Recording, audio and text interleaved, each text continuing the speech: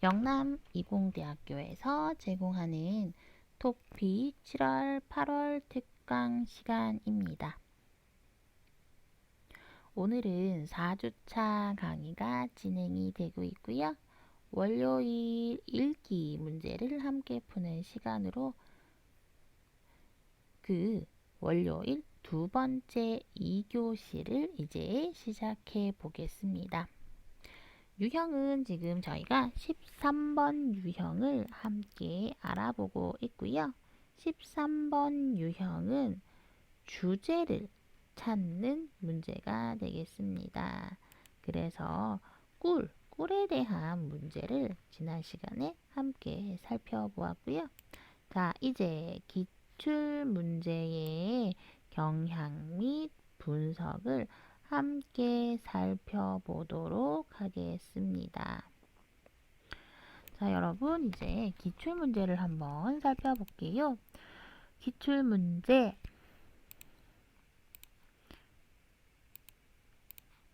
고급 난이도의 문제입니다. 자, 여기는 중급이 아니고 고급이에요. 그래서 어휘가 조금 어렵습니다.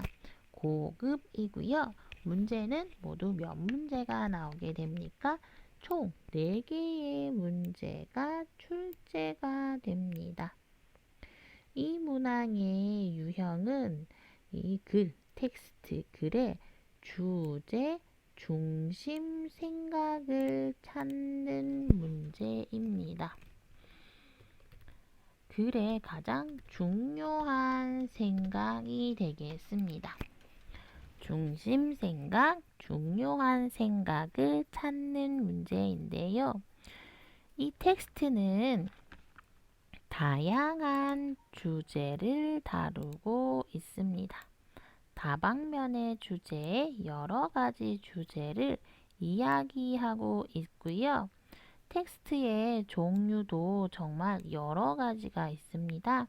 기사문, 신문기사, 설명하는 것, 논설문, 자기의 생각을 이야기하는 것 등 굉장히 다양하게 진행이 되고 있습니다. 기출문제를 살펴보고 분석해 보면은요. 주제문은 텍스트의 첫 부분이나 마지막 부분에 제시되는 경우가 많다. 제일 중요한 문제죠. 엄청 중요하죠. 주제문은 글의 첫 부분이나 마지막 부분에 제시된다. 나오는 경우가 많습니다. 특히 주제문이 어디요? 마지막 부분에 제시될 때 나올 때 보통 글은 글의 첫 부분과 마지막 부분에 나오는데 이때 마지막 부분에 나올 때는 따라서 그 결과, 결국 이러한 결론을 이야기할 때 사용하는 부사어들이 자주 등장하게 됩니다. 자주 나오게 됩니다. 그리고 또 하나 눈에 띄는 점은요. 중요한 점. 우리가 잘 생각해야 할 점은 정답으로 출제된 문장에 주제문에 등장한 단어와 비슷한 의미를 지닌 단어들이 사용된다라는 거예요. 그래서 비슷한 주제문에 등장한 단어와 똑같은 단어가 아니고 비슷한 의미를 지닌 단어들이 사용이 된다는 거예요. 예를 들어서 어설픈 배려, 이게 서투른 배려 이렇게 글을 썼고요. 또한 평가해야 한다가 따져봐야 한다 이런 식으로 글을 쓰기도 한다라는 거죠. 이렇게 주제문에 사용된 것이 단어가 비슷한 의미의 다른 단어로 대체되다 바뀌어서 답가지가 정답이 되는 경우를 종종 찾아볼 수 있습니다. 그래서 우리는 어떻게 해야 합니까? 비슷한 의미의 다른 단어를 잘 찾아야 합니다. 또한 최근에는 글의 전체적인 내용을 이해해야지 주제문을 찾을 수 있는 문제들도 출제되고 있기 때문에 주제문이 명확하게 제시되지 않았을 경우에 전체 내용을 꼼꼼히 읽어봐야 합니다. 그래서 전체 내용, 비슷한 의미, 즉 고급 어휘를 진짜 많이 여러분들이 공부해야 돼요. 그래서 평소에 3급, 4급, 5급 문법보다 무엇을 공부하라고 했어요? 어휘. 여러분들은 어휘 공부를 많이 했으면 저는 좋겠고요. 여러분 진짜 어휘 많이 많이 공부해 주세요.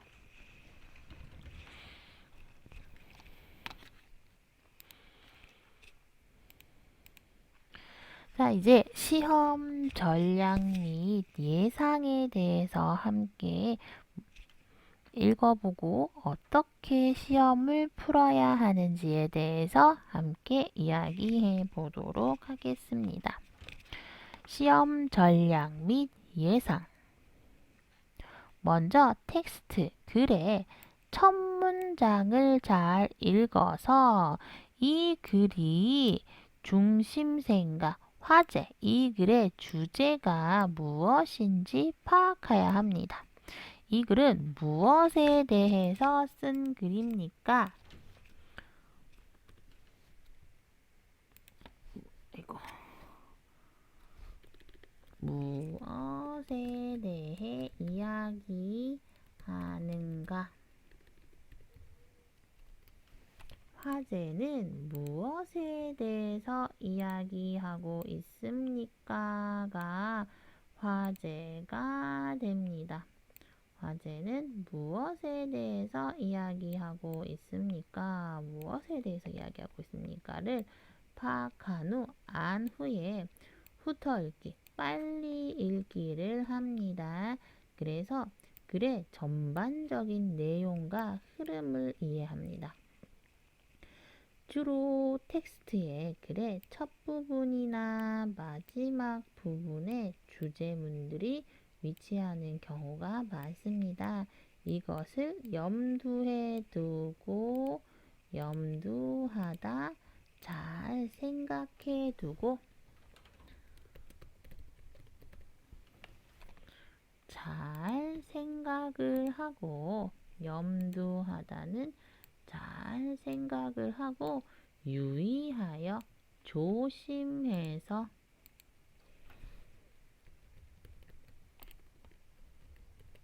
조심조심해서 글을 읽는 것이 좋겠습니다. 주제문이 마지막에 나올 때는 주제문이 글의 맨 끝에 나올 때는요.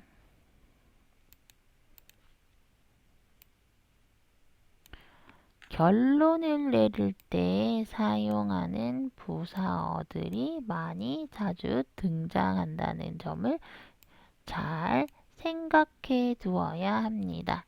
결론을 나올 때 나오는 부사와 결국, 그래서 뭐 이런 것들이죠. 정답에는 주제문에 사용된 단어를 대체하는, 대신하는 비슷한 의미의 단어가 사용이 되는 경우가 있다는 것을 꼭 기억해야 하겠습니다. 그래서 비슷한 의미 단어를 잘 찾아야 합니다. 5번, 주제문이 명확하게 드러나 있지 않은 경우에는 어쩔 수 없이 전체 내용을 꼼꼼히 읽습니다. 그런 후에 글의 전체적인 내용을 다 포함하는 주제를 찾아야 합니다. 아우르다, 포함하다.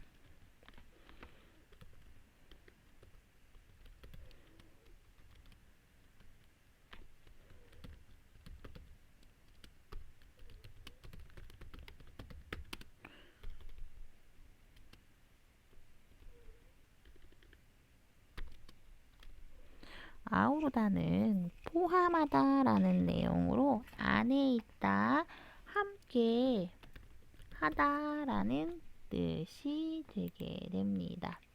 그래서 어떻게 한다고요? 첫 번째 첫 문장을 빨리 읽어서 이 글은 무엇에 대해서 이야기하고 있는지를 파악하고요. 그 다음에 글의 텍스트를 빨리 읽어서 전체 내용이 무엇인지 잘 살펴봅니다. 보통의 주제문은 글의 맨 끝에 오게 되고요. 그때는 결과를 나타내는 부사어, 결국, 그래서, 최종적으로, 따라서 이러한 표현들이 오게 됩니다. 이러한 표현들이 있는지 한번 잘 살펴보고요. 그리고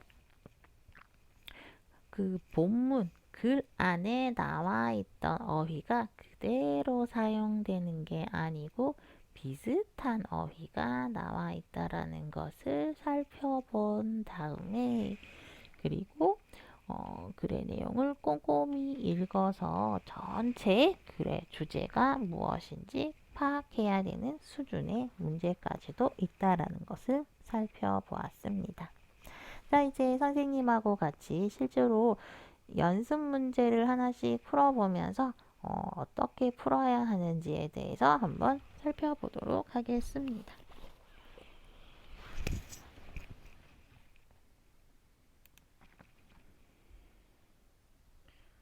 자, 연습 문제 1번 35번 문제를 한번 풀어보겠습니다. 돌고래는 초음파를 발사하고 반사음을 수신하는 능력이 있다라고 이야기를 하네요. 이 글은 무엇에 대한 글입니까? 돌고래 초음파입니다. 돌고래 여러분들은 돌고래가 무엇인지 알죠? 네, 이게 바로 돌고래입니다. 이렇게 생긴 돌고래. 이 동물 이름이 돌고래입니다. 돌고래는 무엇이 있어요? 초음파라는 것이 있습니다. 초음파라는 건 뱃속에 아기 사진을 찍었는데요. 이걸 초음파 사진이라고 합니다. 초음파는 이렇게 띠디디디디디 이렇게 소리를 내서 검사를 할 수 있는 건데요. 이렇게 여기 초음파 기계입니다. 초음파. 돌고래도 초음파를 낸다고 합니다. 돌고래가 소리를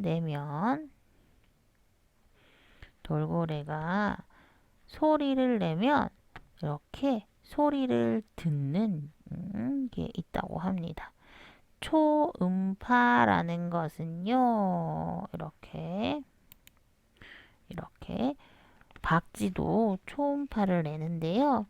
소리를 내요. 소리가 삐비비비비비 가서 여기 어떤 물체에 부딪힌 다음에 이 소리가 다시 돌아서 들려옵니다. 소리가 반사돼서 돌아오는 걸 듣고 멀다 가깝다를 알 수가 있습니다. 여기 만약에 여기에 어떤 물건이 있으면 소리가 갔다가 돌아오는 게 짧죠. 그러면 가깝다. 여기는 멀다. 이렇게 파악을 할 수 있게 됩니다. 이러한 초음파로 무엇을 만듭니까? 이러한 초음파로 레이저를 만들게 됩니다. 그죠?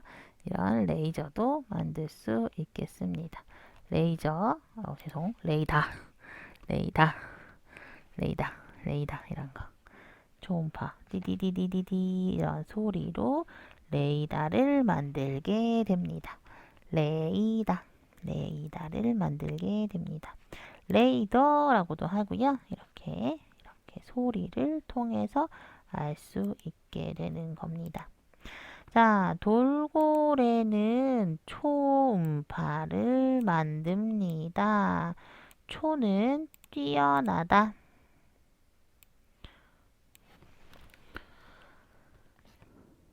초는 뛰어나다, 뛰어넘다, 너무너무, 초대박. 초급은 아니고요. 초는 월등히 초월하다, 뛰어나다, 뛰어넘다. 음은 음은 소리이고요. 파는 파도라는 뜻입니다. 소리의 파도입니다. 돌고래가 초음파를 발사합니다. 발사하다, 내보내다. 아까 사진 봤죠? 이렇게 어떤 물건이 있고 여기 돌고래가 있으면 돌고래가 소리를 냅니다. 초음파를 띠디디디디디 냅니다. 그러면 이 초음파는 보통 사람 귀에는 들리지 않아요. 돌고래나 박쥐 귀에는 들리는 소리예요. 이러한 돌고래가 소리를 내다를 발사하다라고 이야기를 하게 됩니다.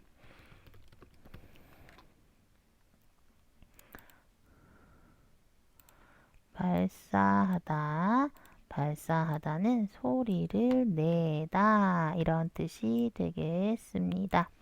소리를 내요. 그러면 소리가 갔다가 다시 띵 부딪히고 소리가 되돌아옵니다. 그게 바로 되돌아오는 소리를 반사음이라고 합니다. 되돌아오는 소리 반사.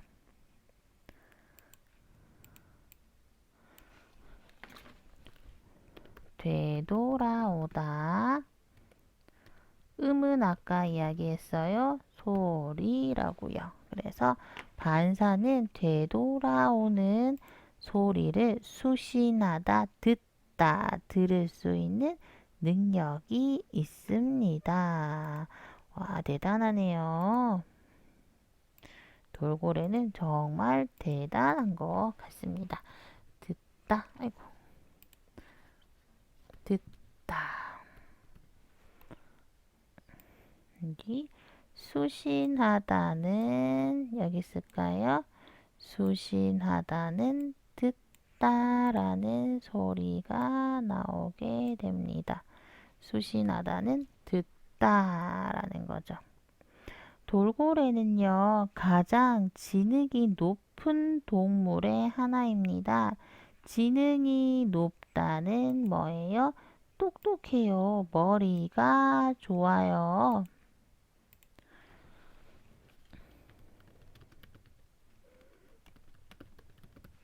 지능이 높다는 머리가 좋아요.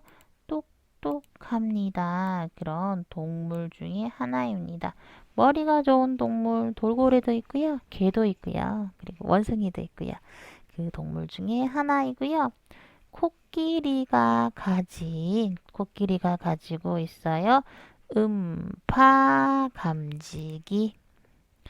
음파 감지기는 음의 소리, 이런 띠디디 띠디디 이렇게 돌아갔다가 나오는 것을 다시 듣는 수신하는 것을 음파 감지기라고 합니다.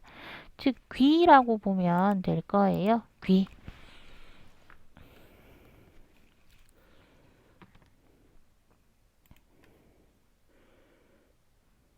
음파 감지기를 귀라고 생각을 하면 되겠습니다.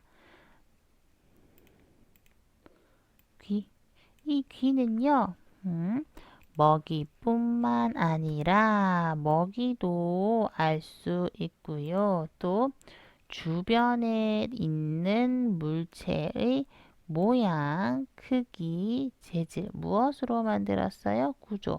어떻게 만들어졌어요를 판단할 수 있다. 판단할 수 있다라는 것은 생각할 수 있다. 생각할 수 있다가 됩니다.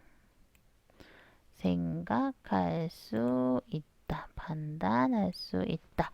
자, 아까 돌고래가 주변에 이렇게 소리를 보내며 이게 모양이 어떻게 생겼는지, 크기가 큰지 작은지, 먼지 가까운지, 무엇으로 만들어졌는지, 어떻게 생겼는지를 알 수 있게 됩니다. 눈으로 보는 게 아니고 소리로 보는 것입니다.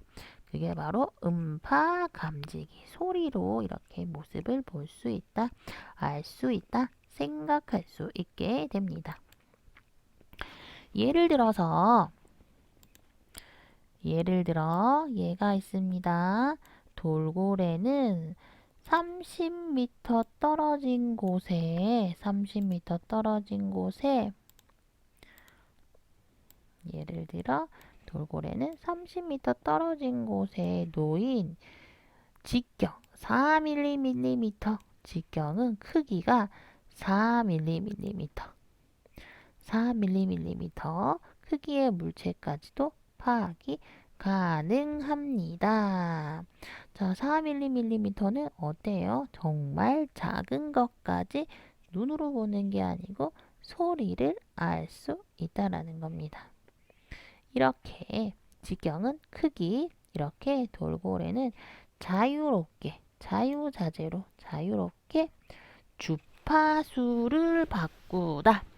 주파수를 바꾸다는 소리를 바꾸다. 주파수를 바꾸면서 주파수는 소리의 종류예요. 소리의 높이. 저주파, 고주파, 이런 소리. 저는 오, 고는 오, 이렇게 소리의 종류가 다릅니다. 이런 소리의 종류를 파악을 해서 주파수를 바꾸면서 소리의 종류를 바꾸면서 먹이를 찾습니다. 그리고 바닷가 옆이나 빙산까지의 거리를 측정하며 지나가는 선박, 배의 충돌, 꿍 하고 부딪히는 것을 피하는 등 그들이 가진 뛰어난 지능, 머리가 좋습니다.